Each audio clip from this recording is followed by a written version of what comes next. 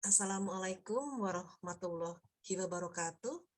Sahabat, dimanapun Anda berada, salam sehat untuk kita semua. Kenalkan, saya Diah Widiawati, supaya lebih akrab, panggil saja saya Dio. Izinkan saya untuk sharing terkait PJJ. Istilah ini belakangan lebih sering kita dengar. Lebih sering, ya, karena sebenarnya PJJ ini sudah ada bahkan sebelum COVID melanda. Sejak COVID menyebar ke hampir seluruh provinsi di Indonesia, pemerintah memutuskan untuk melaksanakan kegiatan pembelajaran jarak jauh atau disingkat PJJ. Tentunya kegiatan ini dilakukan melalui internet. Tujuannya apa? Tentu saja untuk mengurangi resiko penyebaran virus corona.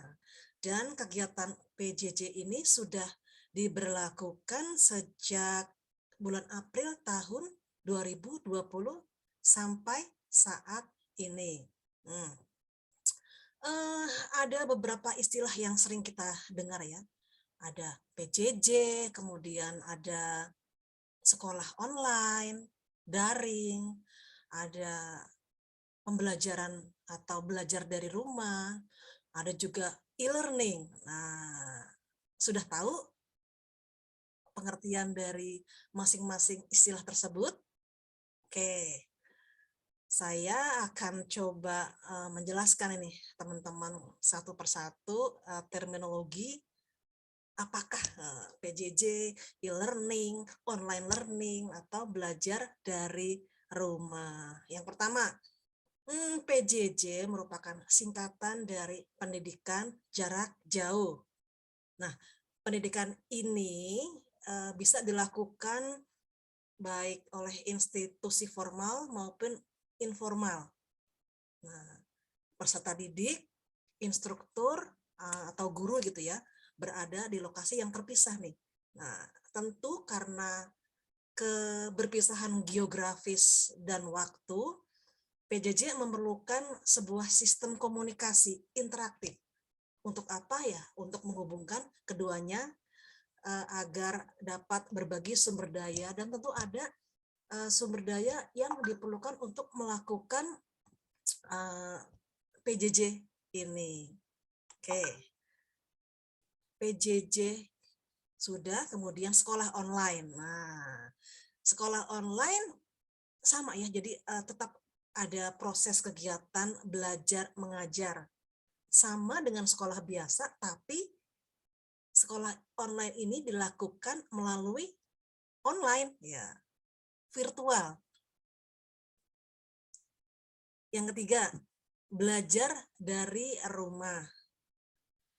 Belajar dari rumah ini merupakan sebuah program pemerintah ya. Pemerintah pada tahun 2020 mengeluarkan surat edaran tentang pedoman penyelenggaraan belajar dari rumah dalam masa darurat penyebaran COVID-19. Jadi adik-adik mulai dari PAUD sampai mahasiswa bahkan doktoral ya, melakukan pembelajaran dari rumah.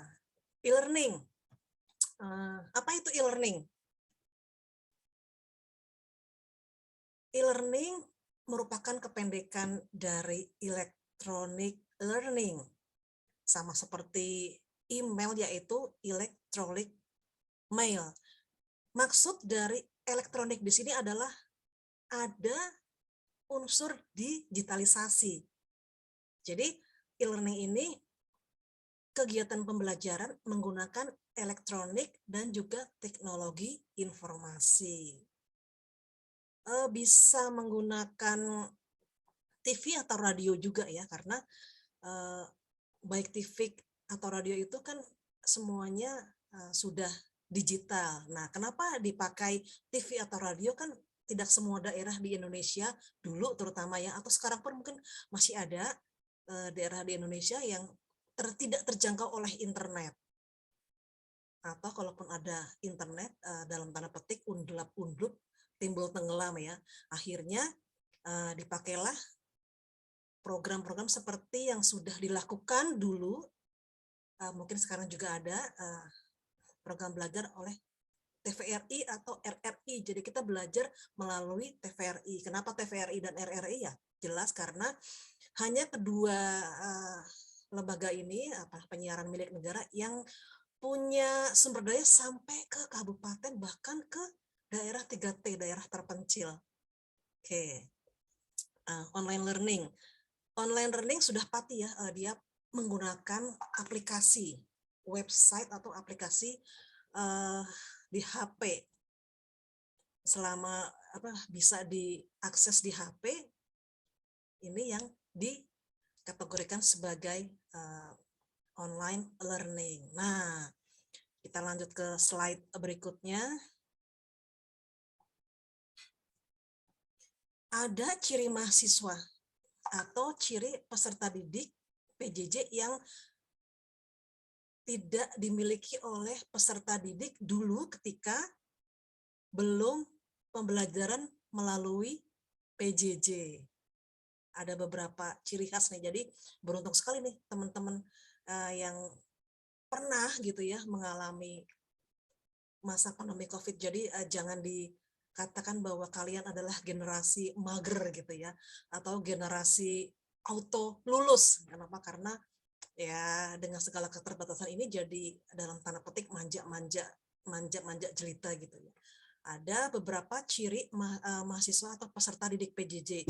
Yang pertama, memiliki pengalaman. Sudah pasti ya, selama kehidupan manusia di muka bumi kan baru 2 tahun ini ya ada yang namanya COVID.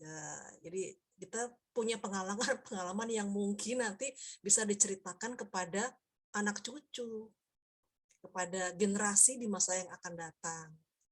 Dan tentunya pengalaman ini bisa menjadi motivasi untuk generasi yang akan datang belajar atau mensiasati bagaimana belajar di situasi pandemi COVID.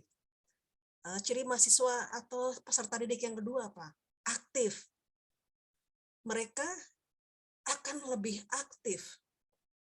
Kadang-kadang saking aktifnya ya teman-teman ya, mereka juga menanyakan ke teman, menanyakan kepada orang-orang yang bisa membantu mereka untuk menyelesaikan tugas atau mengerjakan soal-soal yang telah diberikan gitu. Nah, selanjutnya mahasiswa atau peserta didik PJJ ini pasti punya keahlian tertentu, expert nih. Banyak sekali peserta didik mahasiswa terutama ya, nggak cuma mahasiswa tapi mungkin dari SMP, SMA, SMA punya keahlian tertentu. Keahlian dalam tanda petik ya, ada yang positif, ada yang negatif gitu. Kenapa ya? Karena memang dalam pembelajaran ini mahasiswa dipicu untuk kreatif. Kadang-kadang saking ahlinya aja ahli copy paste ya. Dari sinilah pentingnya seorang tutor gitu, dosen, guru selalu mengingatkan kepada mahasiswa untuk menyebutkan sumber literasi dalam pekerjaan tugas. Jadi sudah sedemikian mudahnya sumber ya, mahasiswa itu suka lupa nih, ahli copy paste, ahli ngehack gitu ya, ahli apalagi menjawab pertanyaan dari Google misalkan. Itu kan juga termasuk salah satu keahlian. Dikit-dikit Google, dikit-dikit Google. Ini juga jadi tantangan untuk kita nih guru-guru, bagaimana memotivasi anak didik untuk nggak dikit-dikit tanya Google, nggak dikit-dikit Brandly gitu. Oke. Ciri yang selanjutnya adalah mandiri, independen ya.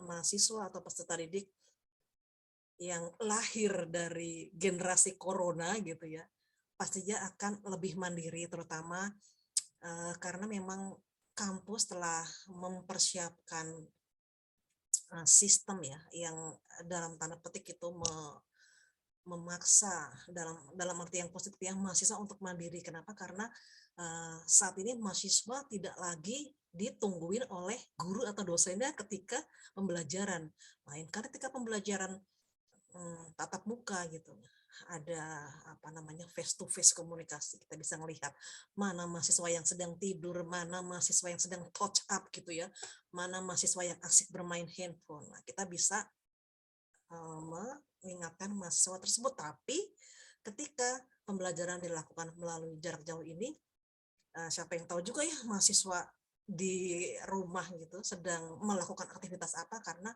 banyak yang tidak mengaktifkan kameranya. Ciri yang lain, praktis.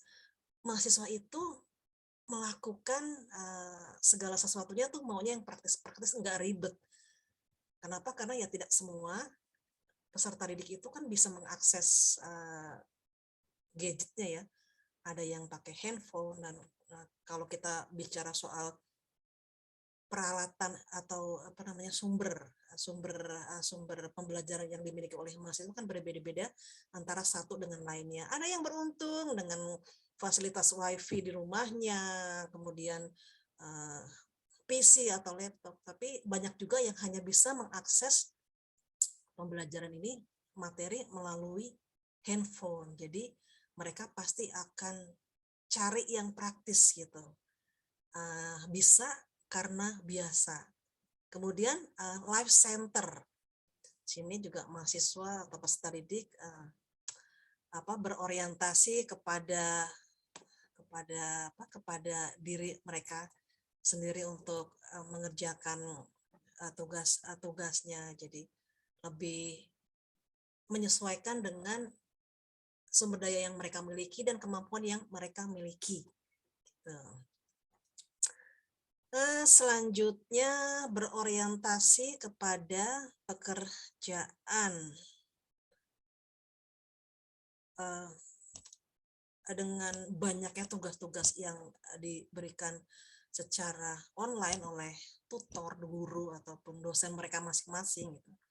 Nah, tentunya peserta didik ini akan lebih fokus gitu, atau memprioritaskan pekerjaan-pekerjaan mana yang harus mereka selesaikan terlebih dahulu. Apalagi untuk pembelajaran online atau e-learning terutama ya, punya batas-batas waktu untuk mengerjakannya. Nah, dengan pembiasaan ini mahasiswa atau peserta didik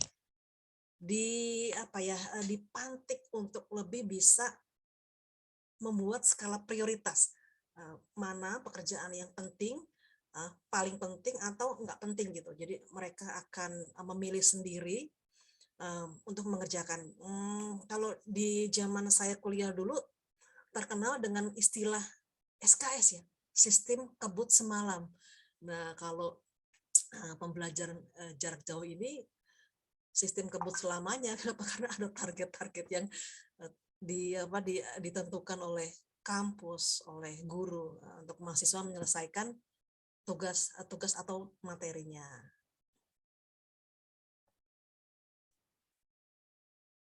Saya coba jelaskan, ini ada seorang ahli pendidikan yang namanya William Horton.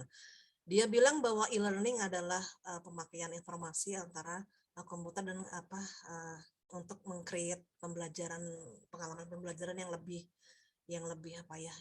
menyenangkan. Jadi di sini memang dituntut kepada pengajar untuk lebih memaksimalkan potensi dan lebih memaksimalkan aplikasi yang ada. Itu kenapa saya mengikuti pelatihan yang diselenggarakan oleh Kominfo. Untuk apa? Yang pastinya untuk menambah wawasan dan belajar, jangan mau kalah ya sama generasi milenial yang saat ini lebih melek aplikasi dan komputer. Jadi dimanapun Anda berada, tenaga pendidik, guru, dosen, selalu untuk mengupgrade diri mereka masing-masing. Oke, sekian pengantar diskusi dari saya. Assalamualaikum warahmatullahi wabarakatuh. Selamat melanjutkan aktivitas Anda dan salam sehat. Satu lagi, semangat dan kerjakan semua tugas dengan riang gembira. Sampai jumpa.